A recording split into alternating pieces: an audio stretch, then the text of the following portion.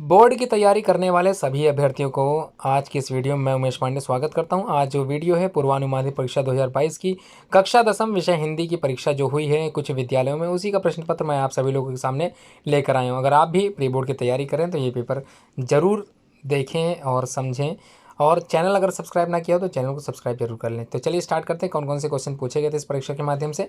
देखिए, समान निर्देश तो आप लोगों को जानते ही होंगे, बताने की कोई आवश्यकता नहीं। 15 मिनट आप लोगों को अतिरिक्त मिलते हैं पेपर पढ़ने के लिए। पहला क्वेश्चन जो ऑप्शनल आता है उसको ध्यान से सुन लीजिए, आप लोगों को सिर्फ उत्तर लिखना है ऑप्शनल में। पहला का निम्नलिखित कथनों में से कोई एक कथन सत्य है, पहचान कर लिखना होता है। रस मीमांसा के रचनाकार हजारी प्रसाद द्विवेदी हैं। प्रेम पथिक जयशंकर प्रसाद की कहानी है। साहित्य और कला के लेखक भगवत शरण उपाध्याय हैं। और लास्ट में रामविलास शर्मा सुप्रसिद्ध कवि हैं। चारों में से कोई एक ऑप्शन ही सही है। अगला खा देखते हैं।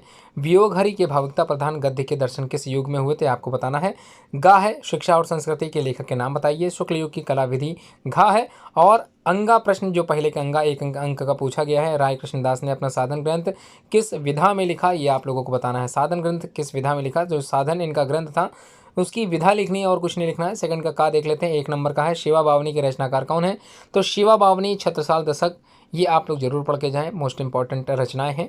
इसके लेखक का नाम आप लोगों को लिख देना है। अगला है प्रगतिवादी युग की दो विशेषताएं लिखनी है। तो प्रगतिवादी युग की विशेषताएं प्रवृत्तियां आप लोगों ने याद की होंगी, ये प्रश्न जरूर पूछा था बोर्ड के एग्जाम में, अच्छे से तैयार कर लें। प्रयोगवादी काव्य की दो प्रवृत्तियां जरूर लिखें, अच्छे से याद करके जाएं। अगला जो प्रश्न पूछा गया प्रश्न संख्या 3, निम्नलिखित गद्यांशों में से किसी एक के नीचे लिखे उत्तर लिखने हैं आप लोगों को प्रश्न के। तो किस प्रकार से प्रश्न पूछा जाता है, 3 प्रश्नों के उत्तर देने होते हैं, प्रत्येक के अंक यहाँ पर दिए गए हैं। 2+2+2 मतलब 3 प्रश्न के 2-2 अंक निर्धारित हैं। कुल मिला के 6 प्रश्न 6 उत्तर आपको 6 नंबर दिए जाएंगे। पहला जो है संग साजों ने उन गुफाओं पर रौनक बरसाई है, चितेरे जैसे रंग और रेखा में दर्द और दया की कहानी लिखते लिखते गए हैं, कलावंद छेने से मूर्ते उभरते कोड़ते गए हैं। ये जो गद्यांश है ये आपको पहले प्रश्न में लिखना है, गद्यांश के पाठ और लेखक का नाम बताना है। दूसरा जो प्रश्न है रेखांकित अंश की व्याख्या करनी है। और तीसरा अजंता की गुफाएं किसे सनात करती हैं, यह आपको बताना है। प्रश्न का उत्तर इसी में मिल जाएगा। आप लोग पहला क्वेश्चन का जो उत्तर है वो जरूर रट के जाएँ कि किस गद्यांश का ये जो है पूछा, किस पाठ के गद्यांश का यहाँ पर जो दिया गया है। या फिर अगर ये नहीं आता तो आप लोग सामने दूसरा गद्यांश जरूर आएगा। जब एक बार मनुष्य अपना पैर कीचड़ में डाल देता है तो फिर यह नहीं देखता कि वह कहाँ किस जगह बैठा है, मतलब किस जगह पर पैर रखता है।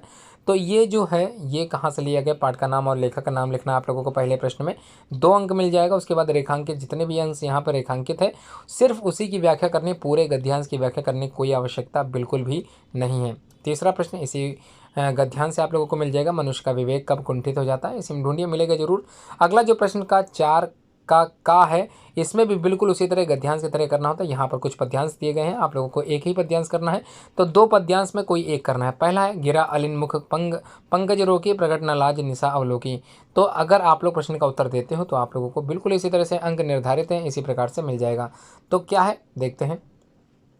आप लोगों को ससंदर्भ सहित व्याख्या लिखनी है। इसका मतलब संदर्भ अगर आप लोग लिखते हो तो 1 नंबर मिलेगा, व्याख्या लिखते हो तो 4 अंक मिलेंगे, और अगर काव्यगत सौंदर्य भी लिख देते हो तो 1 अंक उसके भी निर्धारित है। कुल मिला के आपको 6 अंक दे दिए जाएंगे। दूसरा है ऐसा रण राणा करता था पर उसको था संतोष नहीं, क्षण क्षण आगे बढ़ता था वह पर कम होता था रोष नहीं। तो ये किस कविता का है, यहाँ पर पंक्ति या किस पंक्ति ली गई है आपको बताना है। अगला जो 5वें का कहा है प्रश्न, वो लेखक का जीवन परिचय पूछा गया है। रचनाएं लिखनी है आप लोगों को, ध्यान दीजिएगा। आप लोग कोशिश किया करिए कि मेन पॉइंट बताया करिए, क्योंकि बहुत बड़ा जीवन परिचय बिल्कुल नहीं लिखना होता है। आप लोग 2-3 पन्ने का बिल्कुल मत लिखा करिए, समय आप लोग अपना ज़्यादातर वेस्ट कर देते हो अलग की बातें लिखने में, ठीक है। तो मेन महत्वपूर्ण जो उनकी बिंदु होते हैं वही लिखा करें। पहला जो यहाँ पर पूछा गया जयशंकर प्रसाद है, दूसरा रामचंद्र शुक्ल, तीसरा डॉक्टर राजेंद्र प्रसाद और तीसरा भगवत शरण उपाध्याय। चारों में से किसी एक का जीवन परिचय आप लोगों को गद्यांश मतलब जो आप लोगों ने लेखक पढ़े उसी में कैसे देने हैं। खा है कवि परिचय, मतलब आप लोगों को कुछ कवि दिए गए हैं, इनमें से कुछ किसी एक का परिचय लिखना है। पहला बिहारी लाल, दूसरा महादेवी वर्मा, तीसरा अशोक वाजपेयी और चौथा सुभद्रा कुमारी चौहान। इन्हीं में से आप लोगों को किसी एक का ही जीवन परिचय देना है। अगला जो प्रश्न संख्या 6 है, संस्कृत के गद्यांश से पूछा गया, उम्मीद है आप लोगों को आता होगा। विश्वस्य सृष्टा ईश्वरः एकाकवेव इति भारतीय संस्कृति मूलम। तो यह भारतीय संस्कृति वाला पाठ आप लोग जरूर पढ़ के जाइए। पहला पाठ प्रयागराज वाला, वाराणसी वाला पाठ जरूर पढ़ के जाइए, महत्वपूर्ण पाठ है। इसमें से प्रश्न जरूर पूछे भी जाते हैं और साथ में गद्यांश भी आता है। और अगर आपको ये नहीं आता है तो मानम हित्वा प्रियो भवति क्रोधम हित्वा न शोचति, कामन हित्वा अर्थवान भवति लोभम हित्वा सुखी भवेत। तो ये भी आप लोगों से पूछने के लिए बोर्ड में आया है कई बार, इसको भी जरूर पढ़ के जाएं। अगला 7वें का जो का है, अपनी पाठ्यपुस्तक से कंठस्थ किया हुआ कोई एक श्लोक लिखना है जो इस प्रश्न पत्र में न आया हो। प्रश्न पत्र में जो श्लोक है मैं बता देता हूँ, मानम हित्वा प्रिवो, ये वाला जो आया है श्लोक, ये बिल्कुल मत लिखें। आप लोग दूसरा श्लोक अपनी पाठ्यपुस्तक से ही लिखें, तभी आपको 2 अंक दिए जाएंगे। अगला प्रश्नोत्तर जो संस्कृत के पूछे जाते हैं, किन्हीं 2 प्रश्नों के उत्तर आप लोगों को संस्कृत में देने हैं। भूमे गुरुतरा किमस्ति और ज्ञानम कुत्र संभवति। और अंतिम जो प्रश्न है, गीताया का संदेशा, यह महत्वपूर्ण प्रश्न है, ये जरूर बोर्ड में पूछा जाएगा। गीताया का संदेशा, इसको अच्छे से पढ़ के जाएं। अगला प्रश्न 8वें का है, खा है, गा है, इसको देख लेते हैं। 2-2 अंक के हैं। पहला करुण अथवा हास्य रस की परिभाषा उदाहरण सहित लिखना आप लोगों को। दूसरा रूपक अथवा उत्प्रेक्षा अलंकार की परिभाषा उदाहरण सहित लिखना है। उसके बाद सोरठा अथवा रोला छंद का लक्षण व उदाहरण आप लोगों को लिख देना है। अगला प्रश्न संख्या 9 का है, देख लेते हैं। उपसर्गों में से किन्हीं 3 उपसर्ग के एक शब्द बनाने हैं आप लोगों को। परि है, परि से परिवार लिख सकते हैं, परि से परिक्रमा लिख सकते हैं, कुछ भी लिख सकते हैं आप लोग, परि से ही संबंधित होना चाहिए। सु से लिखना है, जैसे सुसंस्कृति हो गया, है ना, सुगंध हो गया। इस तरह से आप लोगों को एक ही एक शब्द बनाने हैं, 2 शब्द बिल्कुल मत बना के आइए, कोई एक शब्द गलत हो जाएगा तो आपके अंक काटे जा सकते हैं। उप है, सह है, अप है, अधि है, अन है, इन सभी में से आप लोगों को सिर्फ और सिर्फ 3 उपसर्ग का प्रयोग करना है और एक ही एक शब्द बना देने हैं, ठीक है। अगला खा देख लेते हैं।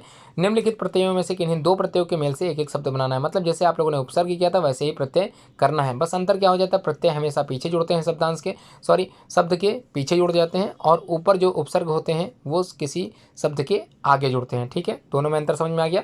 वट है, लिखावट हो सकता है तो लिखावट लिखा है। वहाँ है तो 5वां हो गया, 6वां हो गया, 7वां हो गया, 8वां हो गया, ये लिख सकते हैं आप लोग। ता है तो मित्रता हो गया, शत्रुता हो गया, ये लिख सकते हैं। त्वा है, बंधुत्व है, महत्व है, लिख सकते हैं, ठीक है। वैसे मैंने बताना जरूरी समझा इसलिए मैंने बताया। वैसे ये प्रश्न पत्र आप लोगों की तैयारी के लिए आप लोग अवश्य सीखें। अगला है प्रश्न संख्या 9 का गा, किन्हीं 2 समास विग्रह करने और समास का नाम बताना है। सनाम समास विग्रह करने।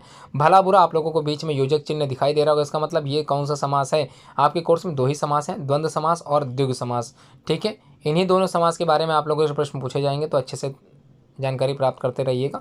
धर्माधर्म मतलब धर्म और अधर्म की बात हो रही है। नवग्रह मतलब 9 ग्रहों का जो समाहार समूह होता है उसी की बात हो रही है। त्रिभुवन मतलब 3 भवनों का समूह हो गया।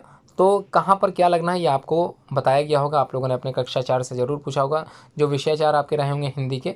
तो देखिए मैं समझा देता हूँ। योजक चिन्ह लगा हुआ है और का अगर उसमें अर्थ आता है तो उसका मतलब वो द्वंद्व समास है। स्पेलिंग आप लोग जरूर लिख के प्रैक्टिस कर लीजिए, कई स्टूडेंट की स्पेलिंग मिस्टेक होती है द्वंद्व और द्विगु लिखने में, ठीक है। उसको लिखने की प्रैक्टिस अवश्य करें, वहीं पर नंबर जाते हैं। तो समास विग्रह करके ही समास का नाम लिखें। विग्रह मतलब जैसे भला बुरा तो भला और बुरा, ठीक है। धर्मा अधर्म मतलब धर्म और अधर्म। नवग्रह 9 ग्रहों का समाहार। त्रिभुवन 3 भवनों का समूह। तो इस तरह से आप लोगों को पहले समास विग्रह करना है, फिर समास का नाम लिखना है। और द्वंद्व समास में योजक चिन्ह लगा होता है और का अर्थ बताता है, और द्विगु समास में संख्यावाची शब्द शुरुआत में ही आप लोगों को दिख जाएगा तो द्विगु समास हो जाएगा। इस तरह से आप लोगों ने अपनी कक्षा में पढ़ा होगा। अगला समास विग्रह के बाद 2 तत्सम शब्द लिखने हैं आप लोगों को। सुहाग है, आंवला है, दही है, पत्थर है। वैसे पत्थर का तो आप लोगों ने अच्छे से याद किया होगा, प्रस्तर होता है।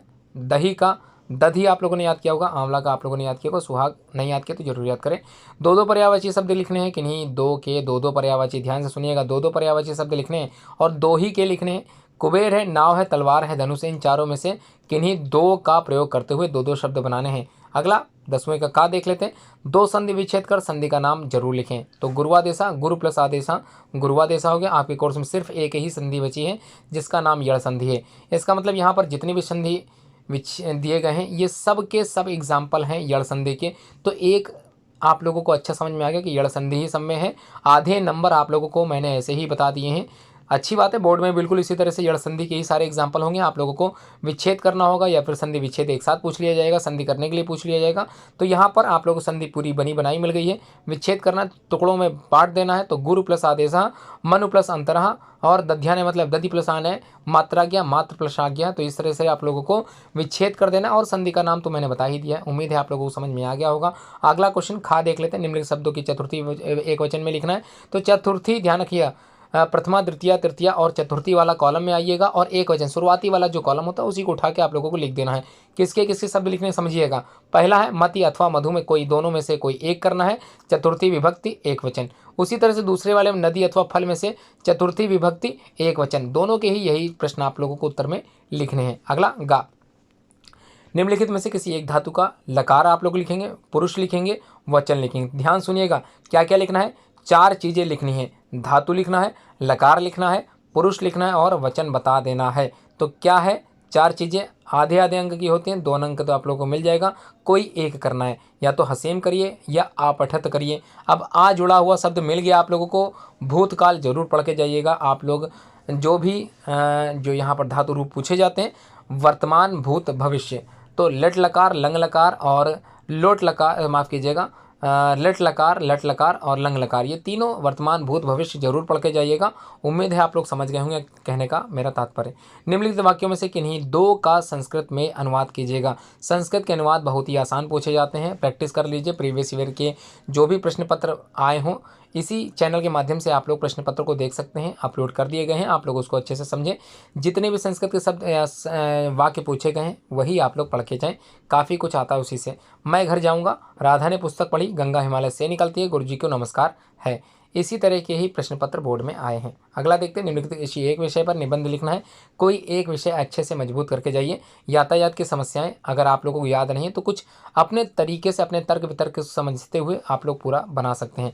क्या करना है, बस ध्यान रखिएगा, प्रस्तावना और उपसंहार, ये 2 हेडिंग आपकी जरूर दिखाई देनी चाहिए। रूपरेखा बनाते समय सारी हेडिंग आप लोग रूपरेखा में लिख सकते हैं, प्रस्तावना से लेके उपसंहार तक, और बीच में जो भी हेडिंग आप लोग अपनी तरफ से डालना चाहें डाल सकते हैं। 2 हेडिंग महत्वपूर्ण है, उपसंहार और आखिरी वाला, माफ़ कीजिएगा, सबसे पहला प्रस्तावना और लास्ट वाला उपसंहार।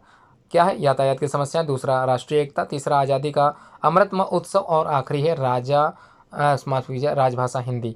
ठीक है, राष्ट्रभाषा नहीं होती, राजभाषा ही होती है, इसलिए आप लोग परेशान बिल्कुल मत होइएगा। अंतिम प्रश्न जो 12वां प्रश्न है, स्वपठित खंडकाव्य के नायक का चरित्र चित्रण। देखिए, अगर आप लोग लखनऊ शहर के निवासी हैं तो आप लोगों को ज्ञात होगा, जय सुभाष खंडकाव्य आपके कोर्स में शामिल है। उसी खंडकाव्य में सुभाष चंद्र बोस का जीवन परिचय, या फिर ये कह लें कि आप लोगों को उन्हीं के बारे में पहले सर्ग में बताया गया प्रारंभिक जीवन से संबंधित लिख देना आप लोगों को। ठीक है, नायक का चरित्र चित्रण आप लोगों को उन्हीं से संबंधित लिखना है पूरा। और दूसरा है, खंड काव्य के शीर्षक की सार्थकता सिद्ध कीजिए। मतलब जितने भी सारांश आप लोगों ने याद किए या फिर जितने भी सर्ग आप लोगों ने देखे थे, उसी को समझाते हुए यहाँ पर सिद्ध करना है सार्थकता, किस प्रकार से सार्थक थे इस शीर्षक। ठीक है, जय सुभाष खंड काव्य, ये शीर्षक किस प्रकार से सार्थकता को दिखाता है, ये आप लोगों को लिखना है। वैसे पहला प्रश्न का उत्तर ज़्यादा सही है, आप लोग अंक ज़्यादा हासिल कर सकते हैं। उम्मीद है पूरी वीडियो आप लोग समझ गए होंगे, उम्मीद है इसको लगाना आप लोग चालू कर दिए होंगे। Thanks for watching this video, और ध्यान रखिएगा शेयर करना बिल्कुल मत भूलिए। अपने साथी सहपाठियों को यह वीडियो की लिंक जरूर भेजें, जिससे वो लोग भी तैयारी कर सकें, क्योंकि ऑनलाइन क्लासेस में कई लोगों को समस्याएं हो रही हैं। अगर आप लोग इस उद्देश्य को पूरा करना चाहते हो, मेरी मदद करना चाहते हो, तो ज़रूर शेयर करें। लाइक, अगर लगे कि वीडियो अच्छी लगी है तो लाइक ज़रूर करें। Thanks for watching this video.